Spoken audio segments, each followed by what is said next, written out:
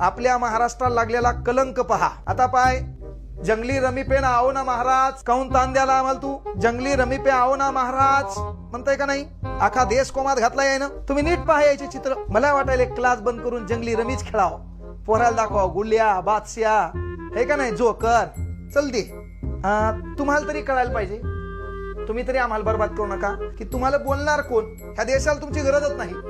जरासं कोरोना काळात जेव्हा महाराष्ट्रावर वेळ वाईट आली होती तेव्हा तुमची मदत दिसली असते तर तुम्हाला आदर्श मानला असता आम्ही. या गोष्टीमुळे आमचे गोरगरीब लेकरं फसायलेत, अनेक पैसे लावायलेत, काही जणांना 10 रुपये आलेत तर लाख रुपये घातलेत. गोरगरिबाच्या टाळूवरचं लोणी खाऊ नका, त्यांना त्रास देऊ नका. तुमच्याकडून घेण्याचा आदर्श ग्रामीण भागातल्या लेकराला कळना. कृषी मंत्री माणिकराव कोकाटे यांचा विधानसभेच्या सभागृहामध्ये जंगली रमी खेळतानाचा व्हिडिओ आल्याचं समाज माध्यमावर दिसून आलं. जर हा व्हिडिओ खरा असेल तर मग मला आत्ता कळतंय की ज्यावेळेस मी विधानसभेच्या सभागृहात लक्षवेधीच्या माध्यमातून सरकारकडे विनंती केली होती की जंगली रमी ऑनलाईन गेमच्या माध्यमातून अनेक शेतकऱ्यांचे संसार उद्ध्वस्त होत आहेत, अशा गेमवर बंदी आणावी महाराष्ट्रात, तेलंगणासारख्या राज्याचं उदाहरण दिलं होतं. परंतु मुख्यमंत्र्यांनी केंद्र सरकारकडे बोट दाखवून आपण पाठपुरावा करूया असं आश्वासन दिलं. लाखो संसार उद्ध्वस्त होत असताना जंगली रमीवर बंदी आणण्याचं धाडस मुख्यमंत्र्यांनी दाखवलं नाही. पण का दाखवलं नाही हे मला आता लक्षात येतंय, कारण त्यांच्याच मंत्रिमंडळातल्या सहकाऱ्यांना हे व्यसन लागलेलं आहे.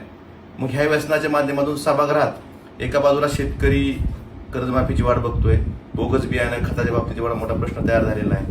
दुसऱ्या बाजूला कैलास मोदीसारख्या एका निवृत्त अधिकाऱ्यामार्फत कृषी विभागात जे इम्पॅनलमेंट असतं, ठिबक असेल, तुषार सिंचन असेल, प्लास्टिक पेपर असेल, हे पॅनल तयार करताना करोडो रुपयाची माया जमवली जाते. कुणासाठी जमवली जाते? मग हे जंगली रमी खेळण्यासाठी तर जमवली जात नाही ना, हा प्रश्न मला पडलेला आहे.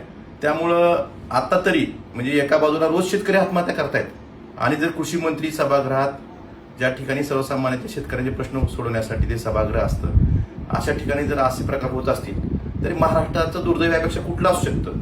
त्यामुळे आता तरी मुख्यमंत्र्यांनी कृषी मंत्र्याचा राजीनामा घ्यावा आणि पार्टी विथ डिफरन्स आपण जे सांगता हे सिद्ध करून दाखवावं असंच मला वाटतं.